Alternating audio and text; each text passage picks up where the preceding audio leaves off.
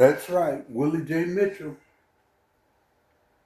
This is episode 5A of my motion picture, Crenshaw Production, The Whistleblower, by Willie J. Mitchell, aka Pablo Crenshaw, my brand, because I am a documented performer, professional sports entertainer with the WCW, NWA, and the WWE. This episode is The Reckoning. I had filed a civil complaint against 4 judges, and by doing so, I was told by Judge Timothy Batam Sr., who is a federal judge in the Northern District of Georgia, Atlanta Division.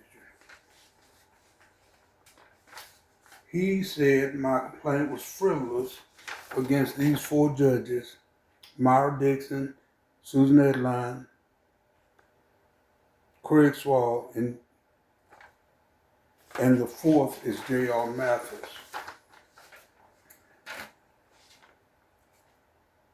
So I rationalized and said, okay, going after 4 judges for collusion and all that stuff might be frivolous. So I went at them one at a time. But when I went after Susan Edline, who's in episode 4A, he again said it was frivolous, and I assumed it was because I asked for $100 million.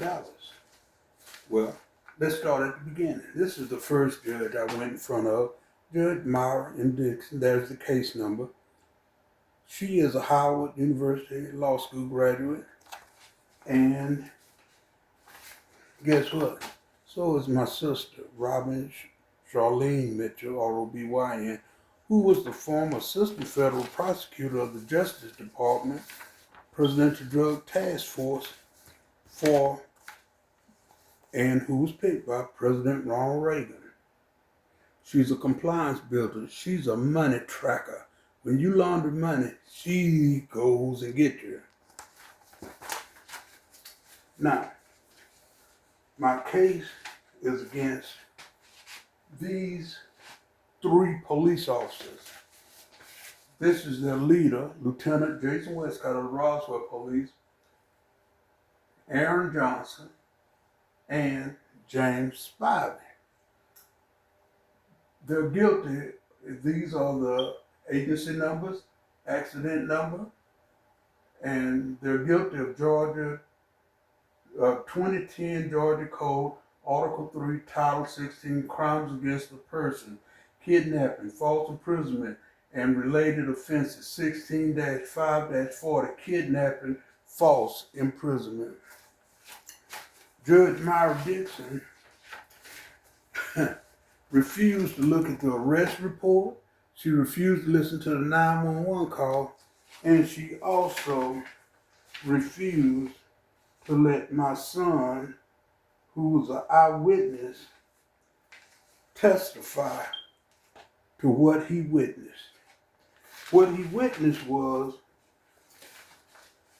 in April of 2009, while walking home from a local restaurant, I was assaulted by Johnson and Spivey.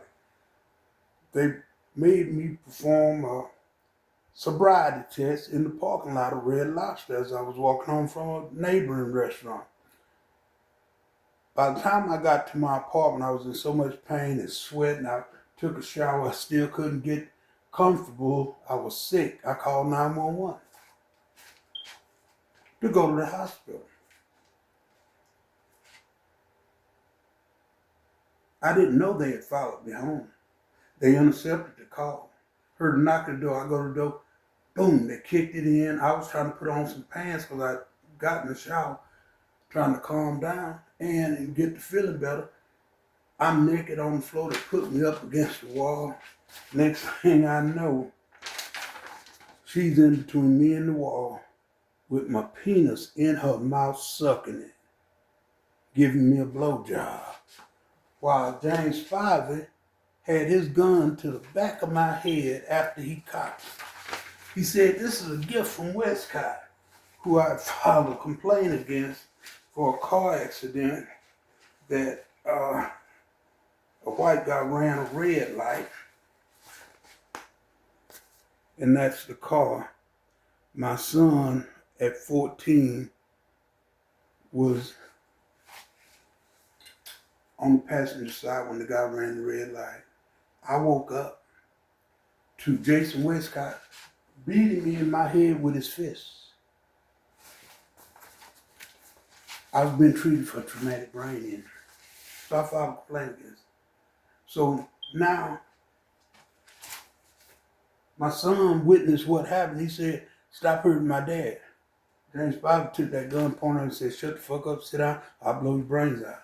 Now she's walking me outside naked. I beg her not to. I say, "There's little black Mexican children out there. They don't need to see a naked black man." He told my son to give him something to put on. He gave him them blue shorts I was trying to put on. It's in the property report where he turned them in.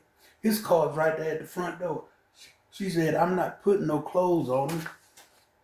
I'm going to take him to jail naked so I can charge him with indecent exposure." I said, "But the children, they were black and Latino." She said, "They ain't nothing but animals anyway." So she walked me out the front door.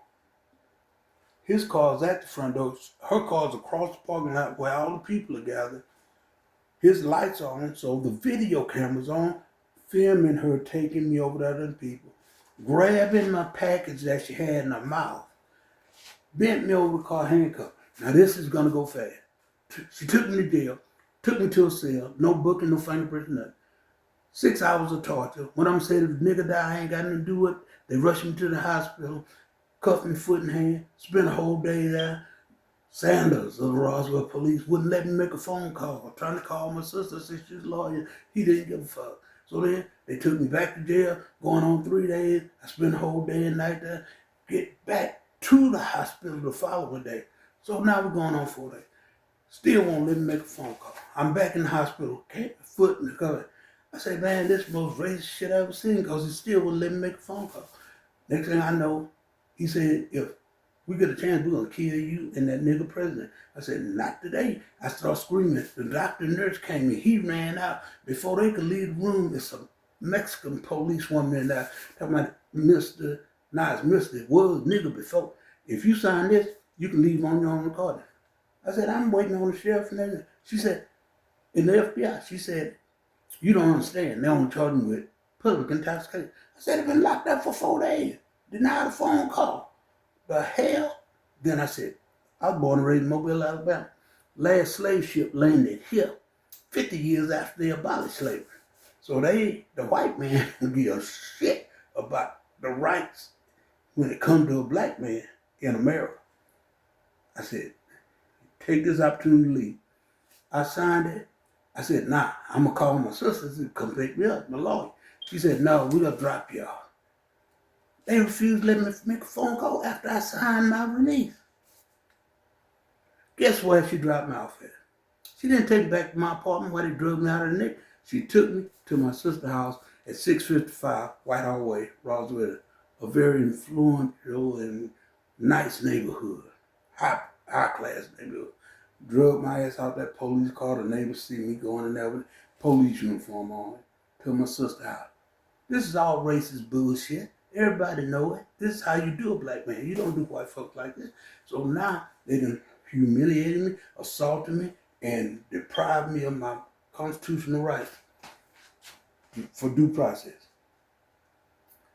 I go to my doctor. He sent me to Northside Medical. I spent the time there calming down stuff. Next thing I know, I get arrested again. I go to court in front of Myra Dixon. She won't listen to the 911 call. She won't let my son testify. In fact, Melanie, or the solicitor and the police, took him out the courtroom, tried to get him to lie and say she put a robe, a towel around him. That still would have been stupid. When she turned me in, she didn't turn nothing into the property report, just them blue shorts. So I got a civil rights case going. Timothy Baton, Senior, there is no reason for you to deny me my day in court.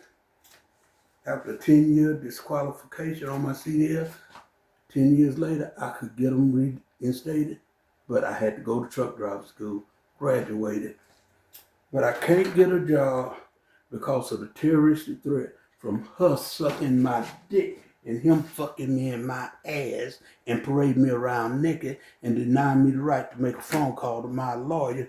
And this black woman and my sister both went to Howard University Law School, where they both are entitled black females that can't stand each other's black guts.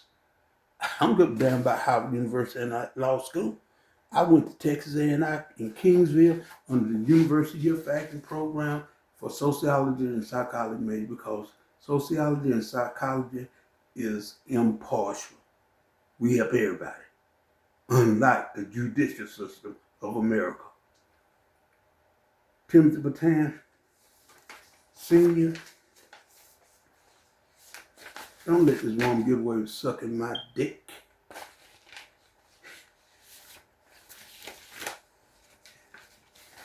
In front of Willie Jr.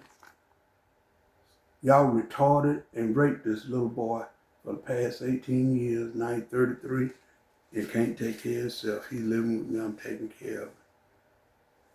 This is the Regnan.